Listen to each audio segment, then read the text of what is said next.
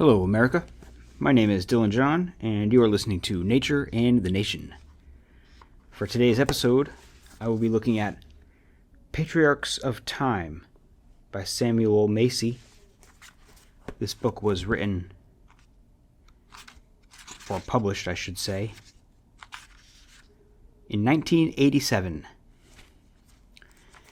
And it has a subtitle, and that subtitle is Dualism in Saturn Cronis, Father Time, the Watchmaker God, and Father Christmas. And it also actually doesn't list them there, but talks a little bit about Indo-Iranian gods in the very beginning. And ties much of this to that. The Indian god, old Iranian gods are Zoroastrian, the two gods being Ormazd of goodness and light, and Ahriman of evil and darkness. And he talks about those a little bit as well in the beginning. Basically, he's talking about them because they're a duality, a related pair of opposites, really. They're both sort of gods of time, but they represent different parts of time. So the way he describes it, like the good God represents eternity, and the evil one represents finite time.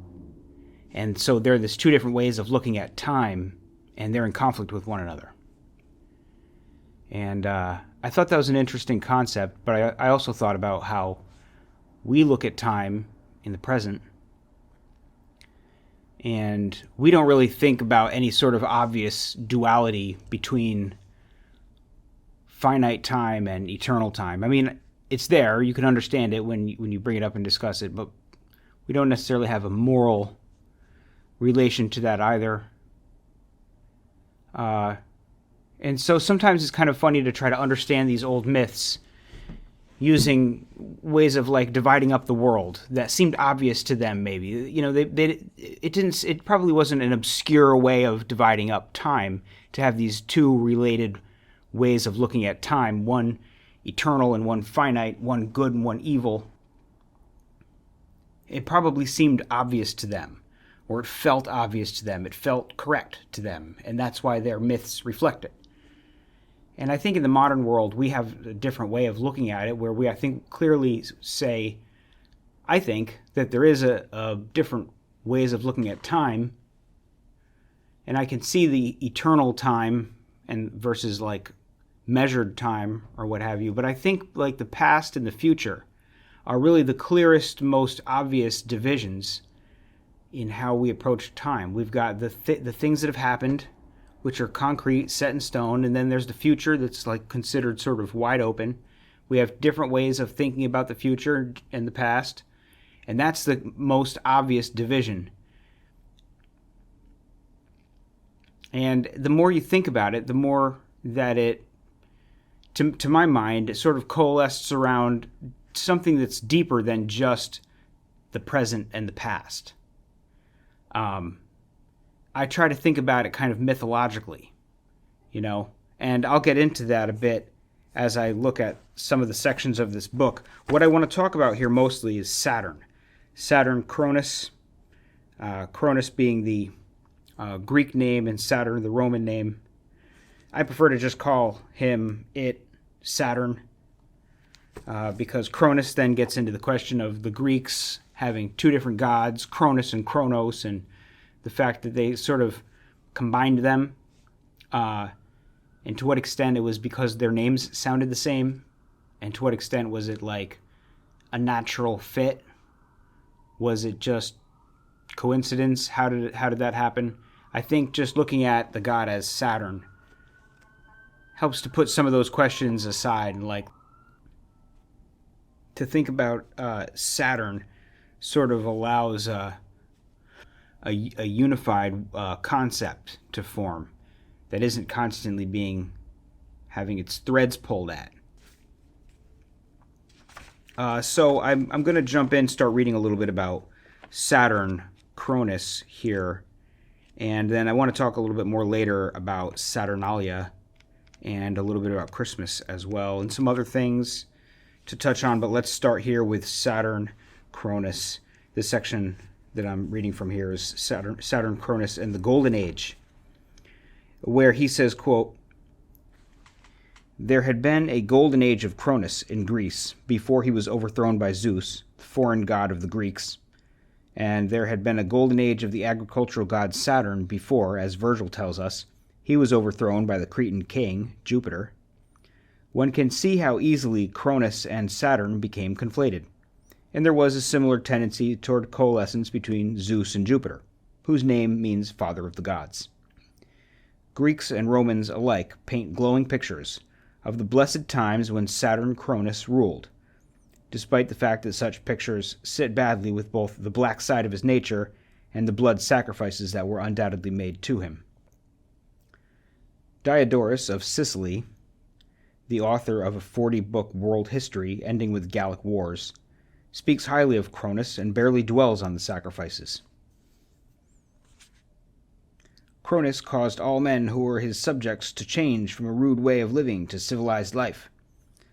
For this he received great approbation and visited many regions of the inhabited earth. Among all that he met, he introduced justice and sincerity. As a result, down even to comparatively recent times, among the Romans and the Carthaginians, while their city still stood, notable festivals and sacrifices were celebrated in honor of this god. All the subjects of the rule of Cronis lived a life of blessedness." Diodorus mentions the sacrifice of children, and we shall look at this again when we consider the blacker side of Saturn and his cult, particularly in connection with the Baal Saturnus of Carthage. The Saturnalia, of course, was to grow in strength, despite Diodorus's use of the past tense.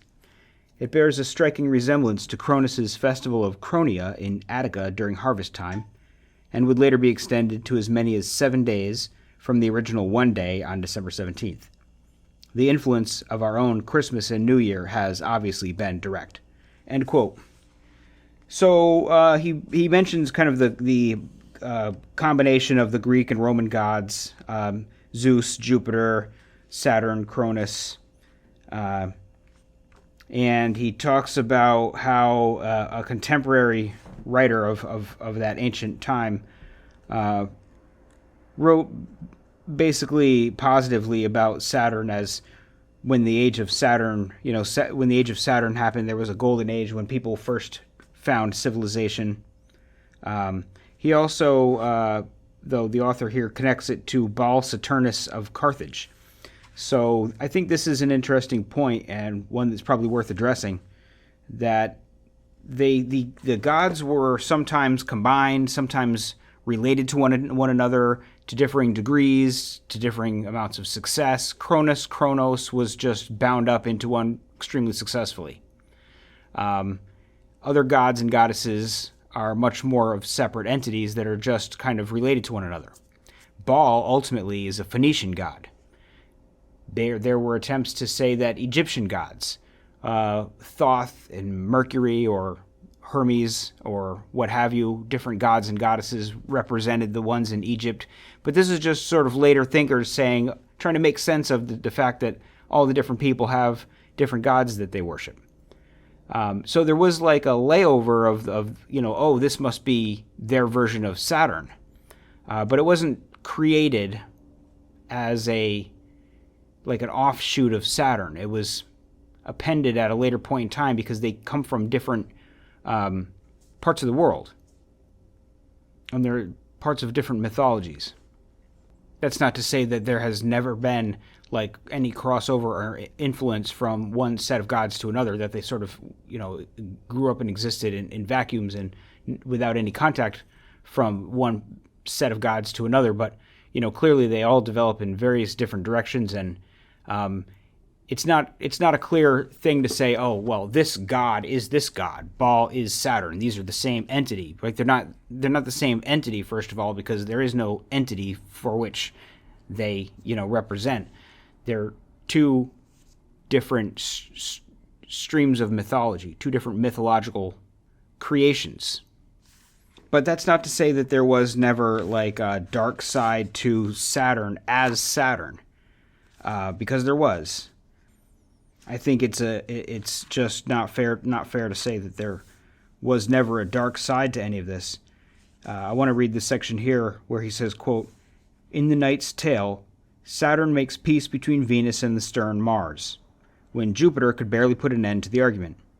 He succeeds because of his age and experience, even though it is against the nature of the pale and cold Saturn to put an end to strife.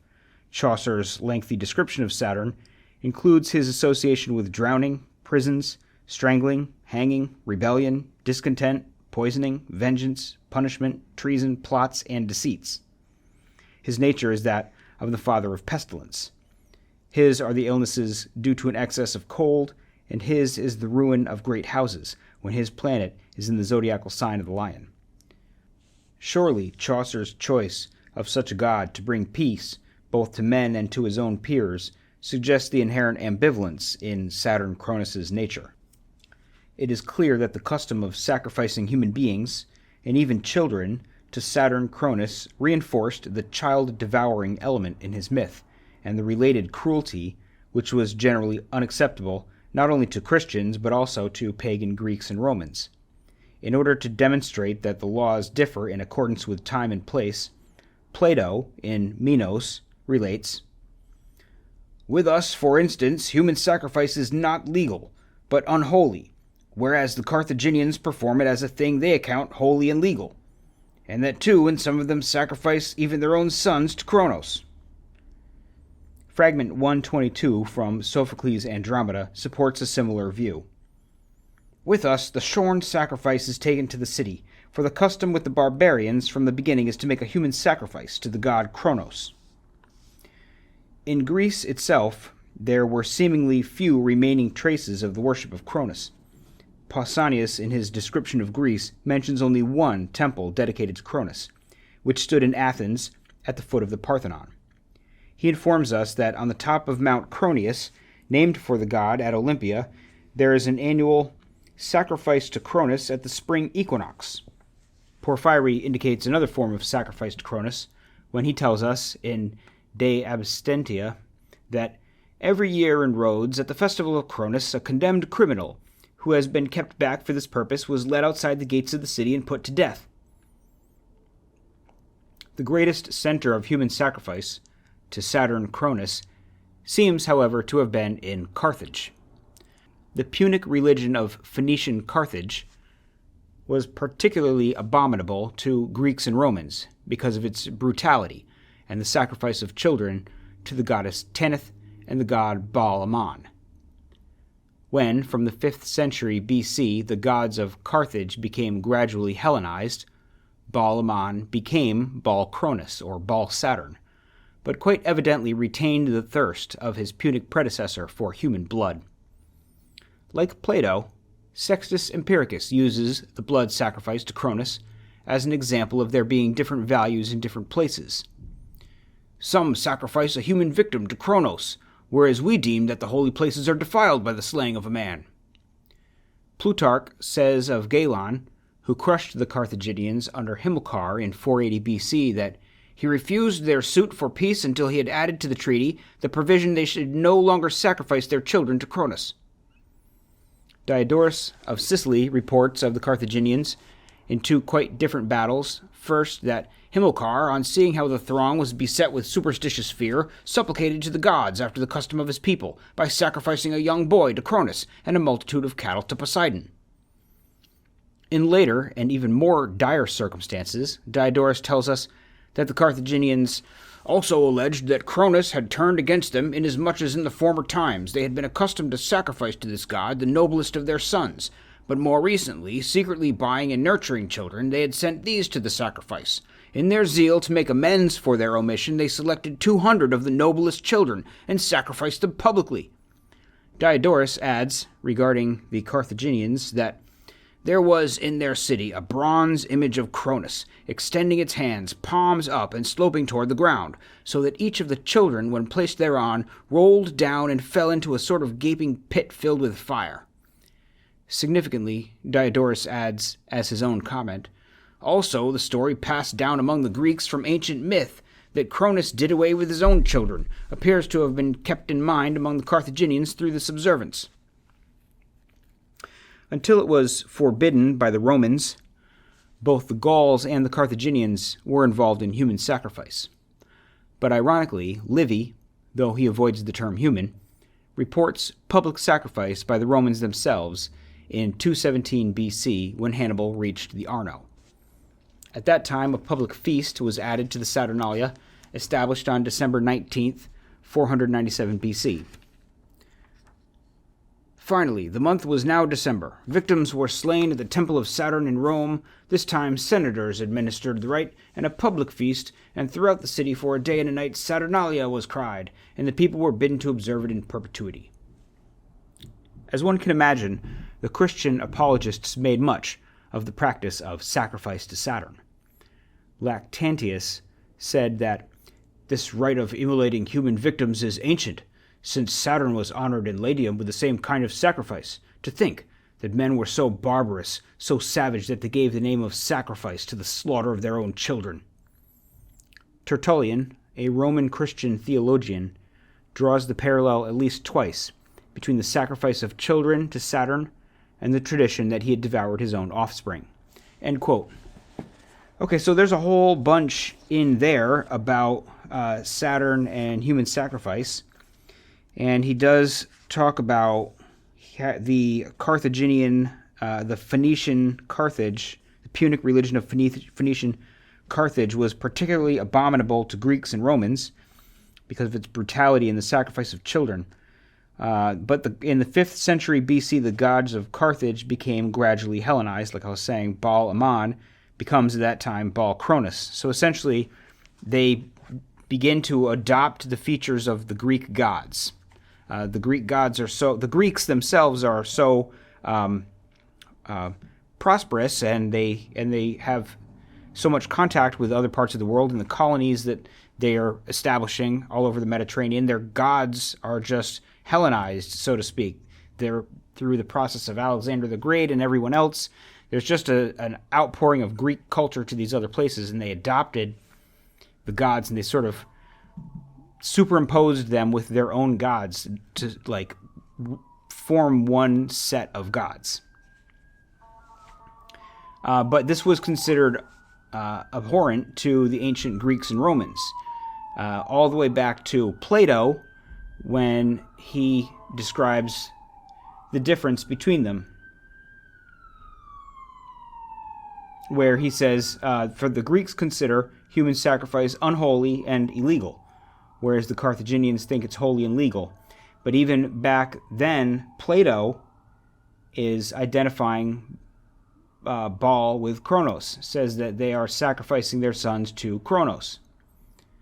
So this connection goes way, way, way back. Unfortunately. But, Carthage is not...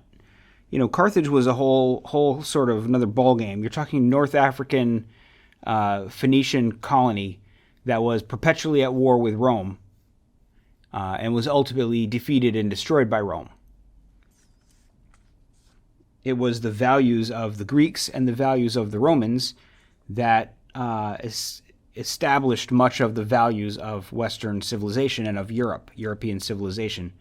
It's nice to think that Europe doesn't trace too much of that back in its own history. Sure, it's probably there, but it's not there to the same degree or accepted in the same way as it was in Carthage. And he mentions a description of it happening at some other time from the Romans themselves, but he doesn't use the term human, so it's hard to really say that that's exactly what he was talking about. He just said they offered a sacrifice, victims were slain. I suppose when you use the word victim, that's implied. But what I think is also interesting is that he says, when describing Greece, that every year in Rhodes, at the festival of Cronis, a condemned criminal who had been kept back for this purpose was led outside the gates of the city and put to death. So at that point, you're talking about a condemned criminal, someone who has been condemned by some court to die, gone through some sort of judicial process. So, as abhorrent as all of that first seems, there's certainly a difference between, public execution of a criminal and like tossing your children into the fire. We continue to this day to execute people. We don't do it publicly. We've changed a lot of things. It's not really public execution, but it wasn't that long ago that it was public execution. And it's there's some of the differences of what you say and why you do it certainly matter. But just, imagine hypothetically every year, like, the most heinous criminal is publicly executed. And, how far from our existing policy does that really fall? Would it be that different? Would it be that outrageous? Would it be that bad to take, like, maybe the most heinous criminal in the nation and execute them in front of the whole nation? And, like, they would kind of say they would take all of the bad things from the city, and they sort of conceptualized it or ritualized it, that all of the evil in the city, all of the bad spirits in the city, all of the curses on the city would go out of the city through this particular victim, this person who is the condemned criminal. That's a very different way of envisioning human sacrifice than, throwing your children into the fire. There's a big difference between, like, an innocent victim and a condemned criminal, obviously. Now, at this time, I want to jump to Father Time. So the author talks about a couple of different figures. Saturn is one of them. Another one of them is Father Time. So here he says, quote, "The Saturn Cronis, who remained after the Christianization of the rites of Saturnalia and the New Year, was more a man than a god.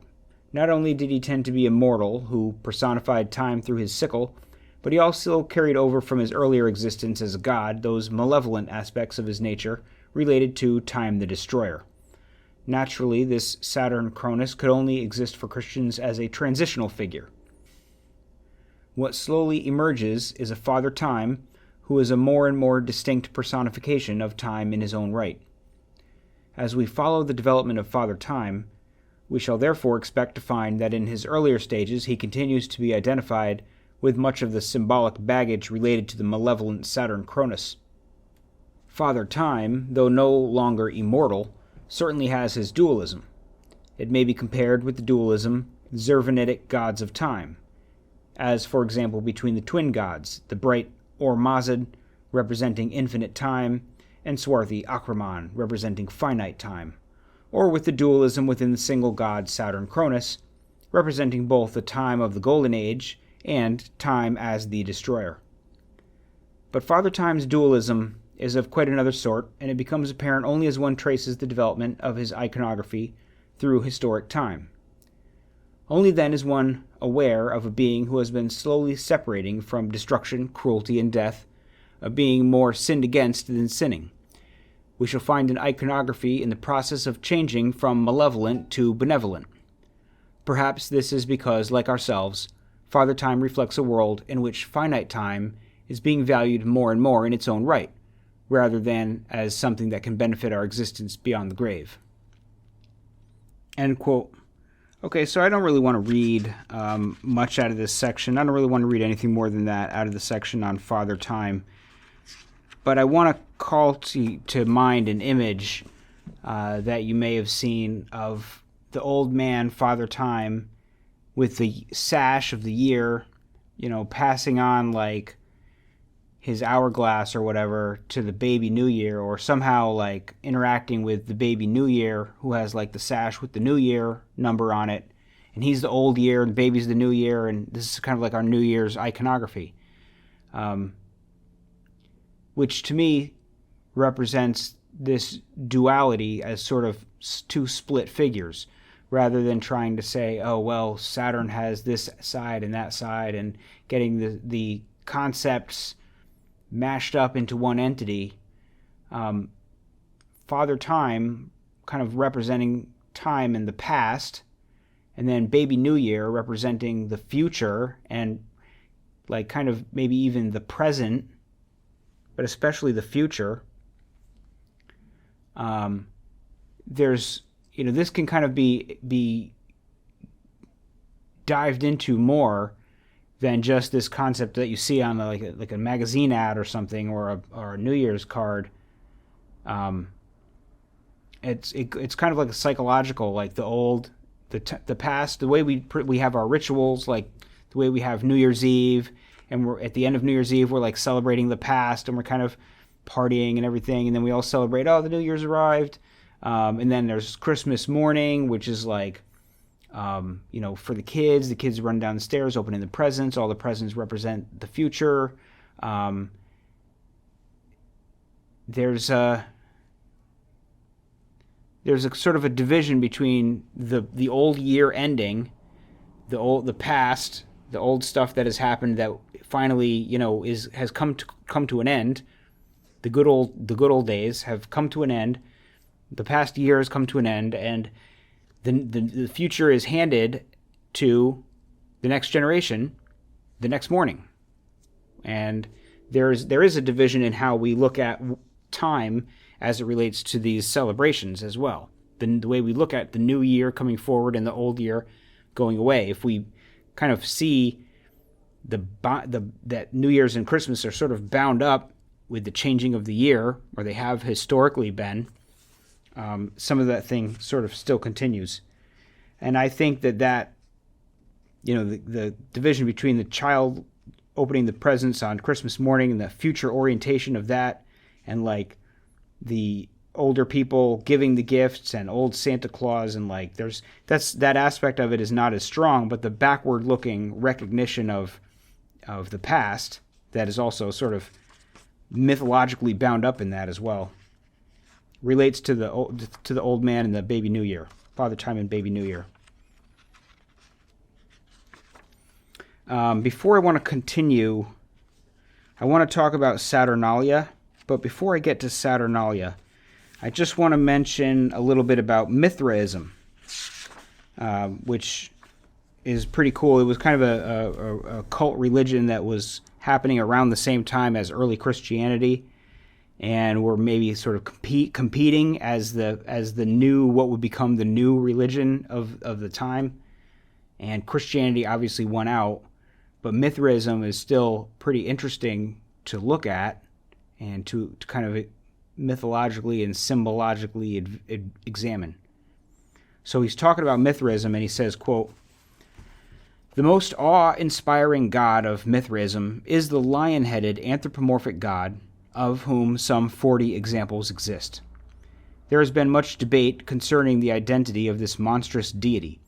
Frans Koeman, the great Belgian authority on Mithraism, argued that it represented the Mithraic Cronos, Ion, or Zervan Akarana, representing boundless time. However, Brandon's argument that the lion's mask suggests time that devours all, in other words, it appears that it was time of the long dominion, seems the most plausible. Brandon captions a typical iconography of the Leontocephalus deity as follows.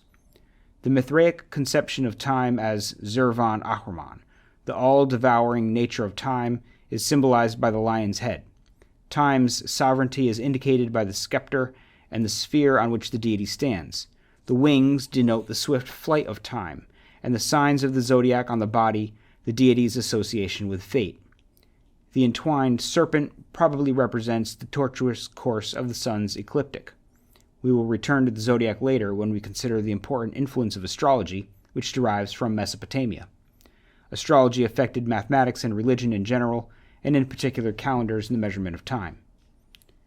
Ogawa's more recent article argues quite differently regarding the identity of the lion-headed deity of Mithraism, although, like Cumont and Brandon, he agrees that the iconography is very much concerned with time.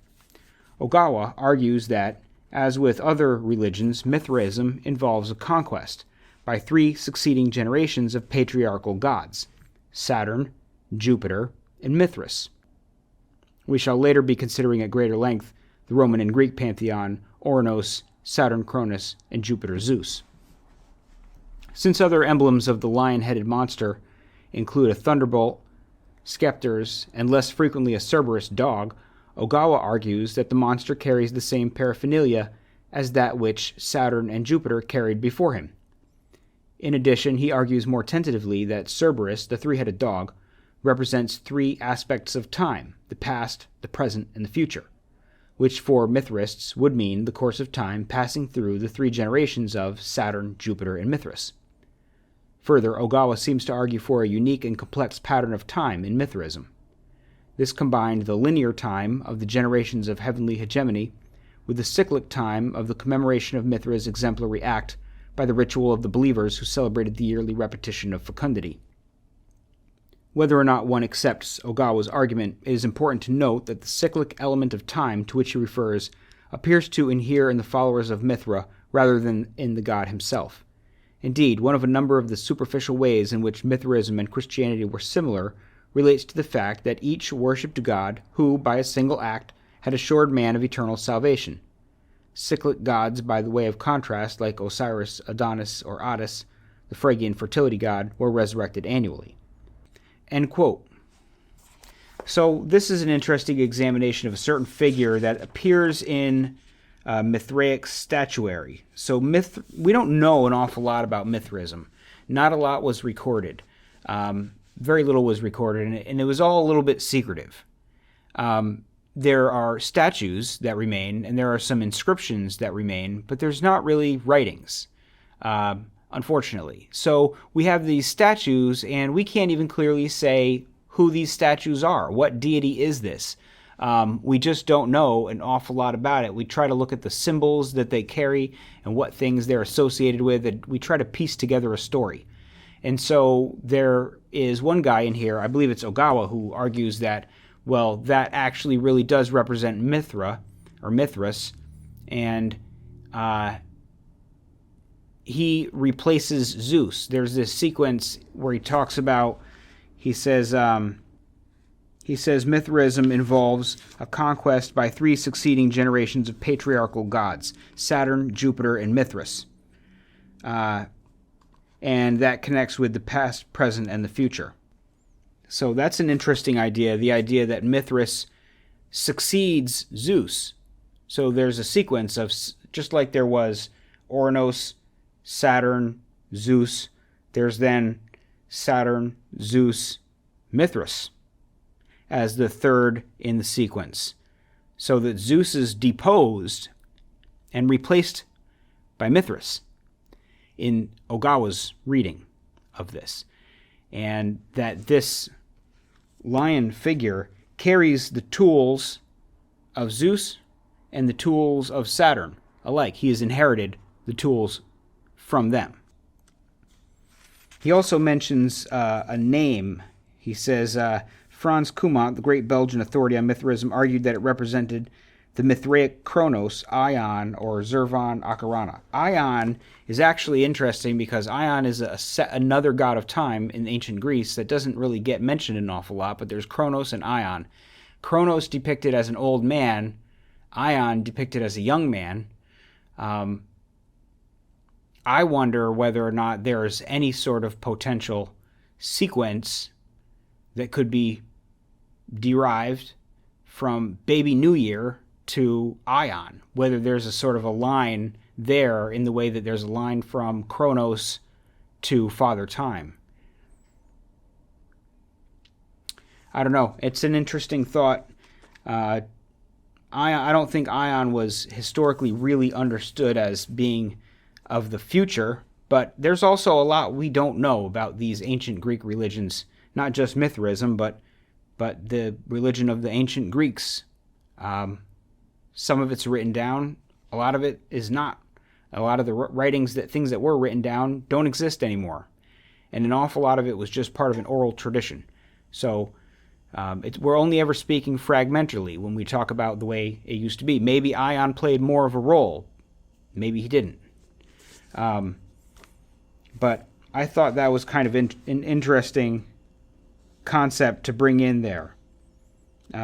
He seems to represent it as though Ion and Cronos were the same deity, but my research has indicated that that's not the case.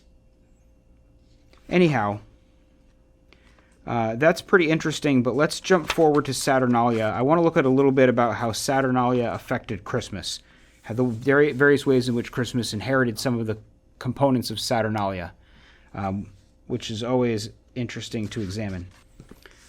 So here he says, quote, Mesopotamia was the cradle of the festival of Christmas, which began there over 4,000 years ago. At the festival of Zagmuk, the new year was celebrated for 12 days, as our Christmas festival is supposed to be, with fires, presents, mumming and clowning, song, and religious processions. But there was also a darker side to the festival, since every year the great god Marduk has to do battle with the monsters of chaos, and nearly lost this battle. In theory, the king had to die at the end of the year, so that he might make way for a new king, and do battle at the side of Marduk. But in practice, a criminal, real or fancied, was chosen as a mock king. At the end of the mock king's reign, he was stripped of his kingly trappings and slain in the place of the real king. The festival of Sakeya, celebrated by Persians and Babylonians, involved comparable customs. In this case, masters and slaves exchanged places, and one slave became a make-believe king who was stripped and killed after the festival. Count argues that these customs related to the winter solstice were transferred westward to the Cronia of Greece and the Saturnalia of Rome. We know from the Greek orator Demosthenes that the feast of Cronis was held annually on the 12th of Hecatombion. This was approximately the time of the summer solstice. According to H. W. Park, an annual sacrifice may then have taken place. It was intended to mark the final end of the grain harvest, a holiday for slaves, and they were allowed to dine with their masters. Macrobius, in his Saturnalia, A.D. 400, relates the Roman festival directly to the Cronia. In most of Greece, and above all at Athens, men celebrate in honor of Saturn, a festival which they always call the Festival of Cronos. The day is kept a holiday, and so it is with us. Thus, from Greece, that custom has been handed down, and slaves dine with their masters at that time. End quote.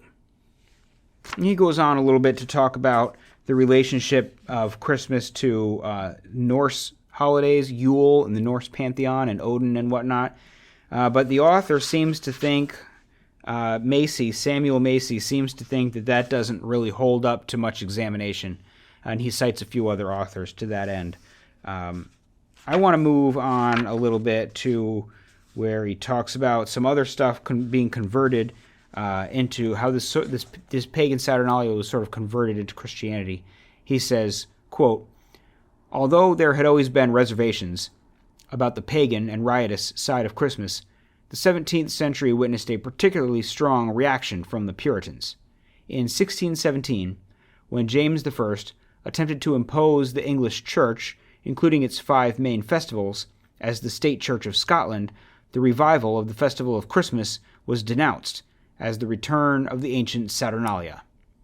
The Historiomastix, 1633, of William Prynne, the extreme Puritan, gives us a sense of the antipathy for Christmas festivities among many of the population.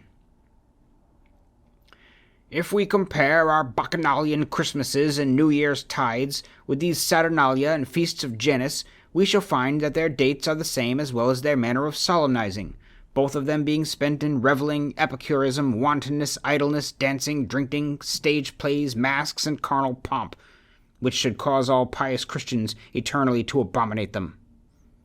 He then adds, if any here demand by whom these Saturnalia were first brought in among the Christians, I answer that the paganizing priests and monks of Popish, the same with heathen Rome, were the chief agents in this work. There is much more in this vein, but it speaks for an important part of Protestant Christianity. As late as Christmas 1793, a diary entry in Salem reports that the inspector of police in Boston has forbidden the antics, as they are called, by which the resemblance of this Christmas feast to the Saturnalia has been so admirably maintained. End quote.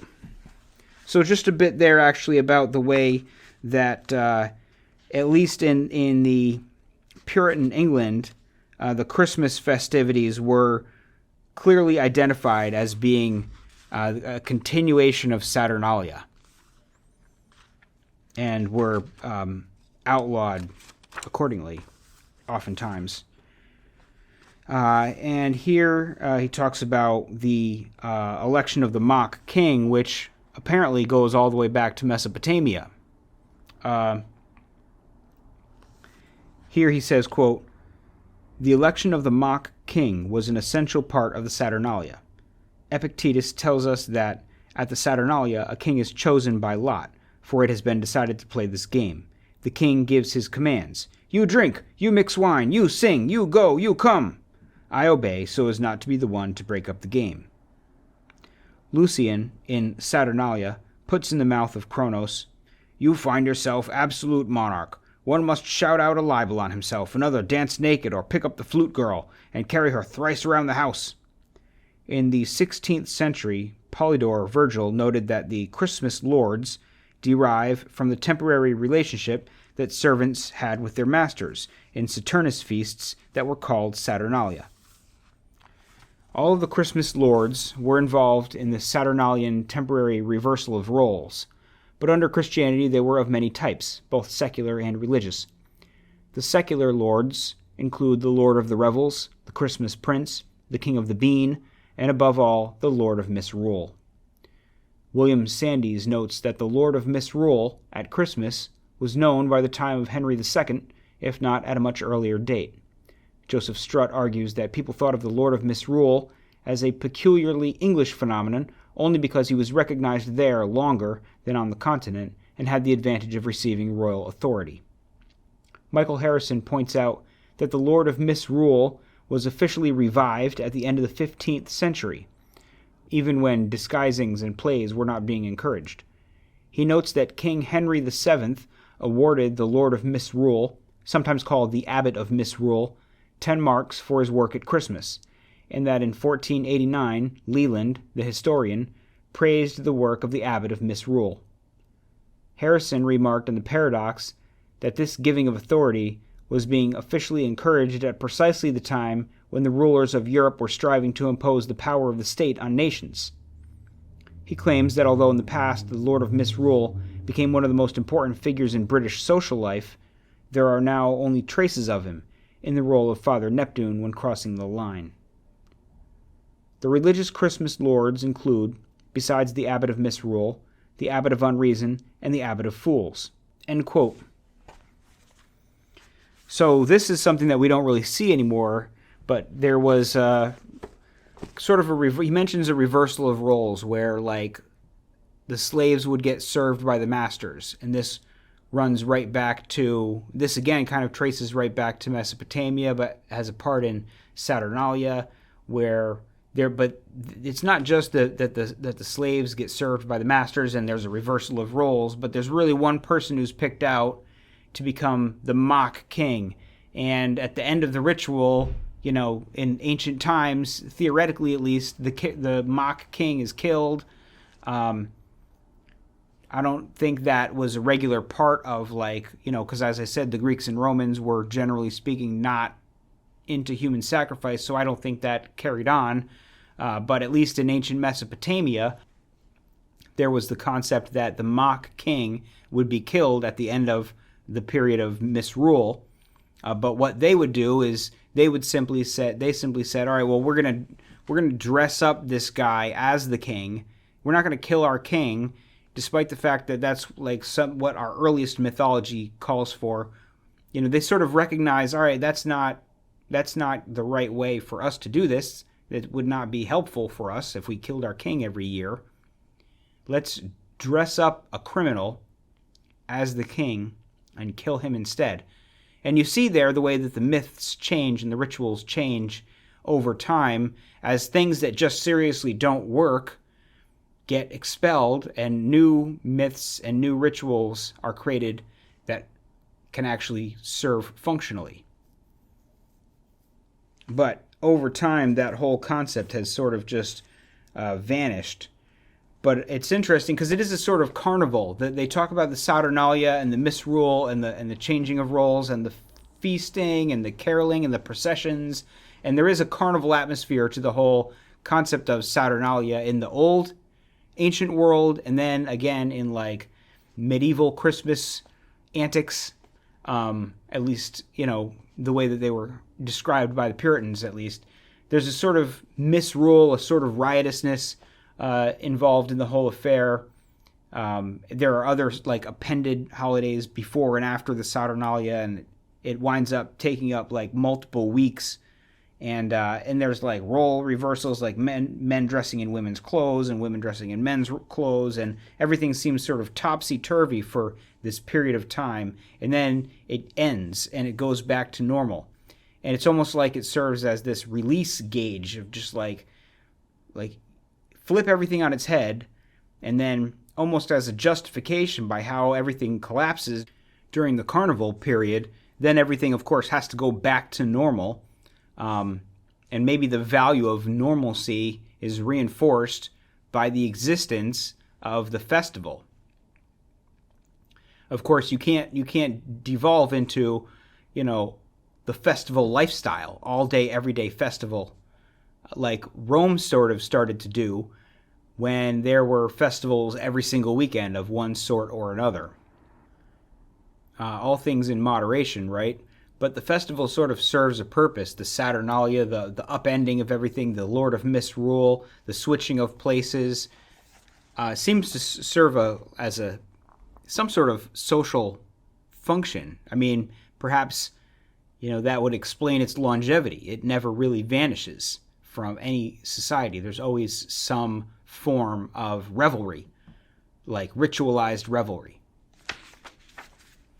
And then he talks a little bit more about the feasts of Saturnalia and Christmas.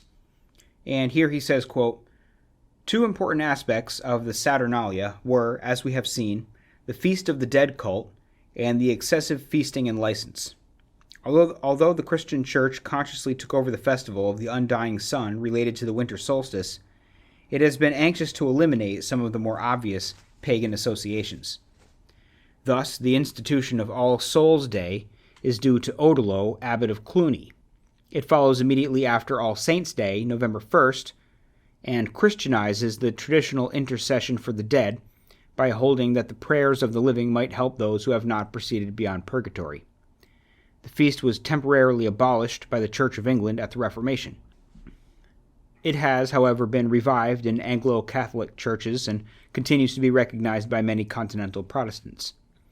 The Carnival, which has remained essentially a Catholic institution, represents in particular those aspects of the Saturnalia that involve feasting and excess of all sorts.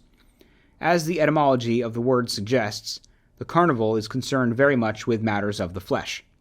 It generally proceeds with the stark contrast of a Lent that leads up to the death of the child whose birth is celebrated by Father Christmas. The Church seemingly has recognized the need for Carnival, but has been at great pains to change its date from the recognized 12 days, which are now confirmed as being related to the birth of Christ. Thus, in both Munich and New Orleans, Carnival begins on January 6, Epiphany or Twelfth Night. Shrove Tuesday is another popular date for its commencement. Symbolically, Cologne has chosen to begin its annual Carnival festivities on the 11th minute of the 11th hour of the 11th day of the 11th month. Having no central authority and perhaps being somewhat more circumspect about pleasures of the flesh, Protestants seem to have transferred such riotous behavior as they can condone no farther than New Year's Eve. For Protestant or Catholic, it is, of course, only the riotous excess from which the birthday of Christ has been protected. Feasting and gift-giving have been in no way impaired. Lucian says that during the Saturnalia there should be no business, either public or private, save such as tends to sport and solace and delight. Seneca writes, "It's December. Excess has a general dispensation. There's a hum of stupendous preparation everywhere, as if there were really any difference between Saturnalia and the ordinary working day. Difference indeed. He wasn't far wrong, I think, who said that December had been once a month but was now a year. But Seneca argues that when everyone else is either in liquor or throwing it up, it is possible to keep a feast day without excess. Macrobius argues the same in his Saturnalia, but he still reflects what is going on around him. And at dinner, too, instead of indulging in heavy drinking and lavish dishes, I suggest that we pass the time decently in learned inquiries. Nowadays, it is difficult for us to visualize the gargantuan scale of some of the Christmas feasts given by kings and bishops. At Christmas 1252, when the Archbishop of York celebrated the marriage of the daughter of Henry III, 600 fat oxen were slaughtered to feed the guests. Ironically, or appropriately, the month of Hecatombeion, from which our word hecatomb derives, means the sacrifice of 100 oxen. At the Christmas of 1248, when Henry III was feasting at Winchester, Westminster Hall was filled with poor people feeding royally at his expense for a whole week. A century and a half later, Richard II is on record as having fed 10,000 people daily over the Christmas period. End quote. So you have here like the attempt to sort of push the carnival away from Christmas, to push it off to New Year's Eve, or to push it back to All Souls Day. But the feasting and the gift giving, he says, are still present at the Christmas tradition even till today. But he quotes Seneca. So here you're talking a writer in ancient Rome about the excess of Saturnalia and how everyone is in liquor or throwing it up, but it's better to have feasts without excess. Just a recognition that the Saturnalia feasting and partying went way, way back. And Christians tried to sort of separate the two, understandably so maybe. But it just, there's just like a couple things happening at that time of year. There's a celebration. There's the kind of somber recognition of the end of things, what has passed. There's a joy at the birth of the new year. There's multiple things going on, especially when you're filtering that through a Christian lens. And maybe they're incongruously like all bound up together into one celebration. There's no clear... So it's kind of smart to separate them into New Year's and Christmas, although it makes more sense to me for the celebration, there to be like a celebration at the end of the year, before the solstice, the Saturnalia, the celebration of what is past, on like the night of the solstice, and then like the next morning or something, the other festival, of the future, the festival of gift giving, the festival of the new year. Seems like they shouldn't really get bound up into one celebration, but they should be separated from one another, maybe a little more clearly and distinctly than they currently are. Like the New Year's Eve happens after Christmas, which seems a little strange if Christmas represents the new year, and New Year's Eve really seems to represent the end of the old year. But anyway, let's move on. The last thing I want to mention is how the gift giving carries on as well. One more connection between Saturnalia and modern Christmas is the gift giving. And in discussing this, the author says, quote, "Insofar as Christianity's attitude toward the pagan celebrations of the winter solstice were concerned, George Boudet makes the important point that the New Year was reckoned to begin on Christmas Day as late as the 13th century.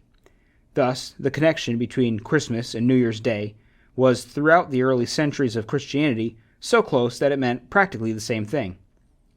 But Ovid's Fasti demonstrates that this continuum of festivities was inherent in the thought of Roman times. To the question, 'Say now, why the new year begins with the frost of winter, which might better have begun in the spring?' Janus, the two-headed god of January, replies, 'The winter solstice is the first day of the new and the last day of the old sun. Phoebus and the year take the same period for commencement.' And to the question, "But why are congratulatory expressions uttered on thy calends, and why do we give and receive in return good wishes?" Janus replies, "Omens of the future are wont to be derived from beginnings." The good wishes exchanged on the calends of January have become our wishes for a Merry Christmas and a Happy New Year. Boudet notes that in Rome it was customary to visit homes on the first day of January in order to exchange greetings and presents. These presents, called strainae, from which is derived the French word étrennes, or New Year's gift, were at first branches of laurel or olive, but later developed into more valuable objects like coins with a Janus head on them. William Sandys suggests that at this time of the feast, the fear of the close of the world was supposed to cease, and people mutually gave presents, saying strenu, or courage. The strainae gifts were frequently marked Anno Novo Faustum Felix Tibi Sit, or ANFF for short. May the New Year be happy and lucky for you.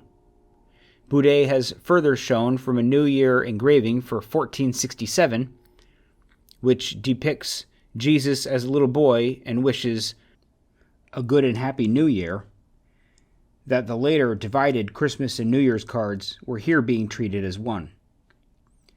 Marshall's epigrams are so permeated with the question of gifts to be given and received at Saturnalia that one gains the impression that such gift-giving played as important part in his economy as it does in ours. Certainly, gift-giving at the Saturnalia was an entrenched custom. Suetonius reports on Augustus's eccentricities in this respect, and on Tiberius forbidding New Year's gifts after the calends of January, as well as his custom of returning a gift of fourfold value. At the Saturnalia, Hadrian often surprised his friends with presents, and he gladly received gifts from them and again gave others in return. In England and the United States, the tendency has been to try and confine the hijinks to New Year's Eve, and to make Christmas a family affair, with much feeding and even more gift-giving. In the Saturnalian spirit, however, our good wishes combine a Merry Christmas with a Happy New Year. As with so many of the Saturnalian customs, the early Christians had difficulty in accommodating themselves to gift-giving. The Roman theologian Tertullian is certainly not praising gift-giving when he compares the peace of Christ with that to be bought from the soldiers by gifts like those you have at the Saturnalia. St. Eloy, in his sermon of about A.D. 640, attacks equally the habits of the calends of January. Let none keep up the custom of gifts and intemperate drinking. Clearly, however, this antipathy toward gift-giving by Christians did not endure. William Sandys reports of Henry II that he once took undue advantage of the season and, being distressed for money, required compulsory New Year's gifts from the Londoners. End quote. So again, you see that the gift-giving was kind of associated with Saturnalia, but it was also kind of associated with the calends of January. In other words, the celebration of the beginning of the new year, the beginning of the month of January. And he talks about the god Janus talking about this. Janus kind of explaining the gift-giving that's associated with the calends. It does kind of get mashed up together, like the author says, it all gets sort of mished up into Saturnalia. And the same now where Christmas and New Year's get sort of smushed up into one holiday season. But I just think, I continue to think that it would be interesting to imagine a sort of restructuring of the holiday to say there's a Saturnalia celebration, which is past-facing, and is in celebration of the old god of time, and then there is a whether it's Sol Invictus or something celebrating Ion or whatever have you, of a second ritual holiday, which is forward-facing, future-facing, and represents the birth of the new year and gift-giving and things of that nature. That you could take this duality of, how time, the god of time and the concept of time, always have different ways of being understood, and in some ways are seen as positives, gifts for us. The ever-blooming present is like a gift that keeps on giving, and yet the past is the God that keeps on eating its own children. Everything is being taken from us. Everything is harvested, like with that scythe being taken, moments taken, weeks taken, years taken from us. Constantly, we're losing every moment to the past at the same time that we're gaining new moments from the present. And so it's interesting to think about this sort of like almost dark, backward, past-oriented, and then a sort of a bright, positive, future-oriented way of looking at time that can be kind of healthy, but you don't want to completely like Saturnize all of the past and make everything like this hideous child human sacrificing. Everything up till last week was corrupt, and only the glorious future is the uncorrupt, pure world. Like you don't want to internalize this division too hard, because clearly, like, the past also gives us gifts. We receive gifts from the past. We receive, and that's almost what like Santa Claus and the modern Christmas is like the elders giving gifts to the children. Is just like you're born into a world where you've been given gifts by your ancestors, and all of the tools and the things and the sciences and the arts of your ancestors are given to you as gifts, in the same way that Santa Claus gives gifts, but it's really just the parents giving them of themselves to their children. So clearly it's not so simple as like the past is bad. That might be a simplistic way of looking at it, but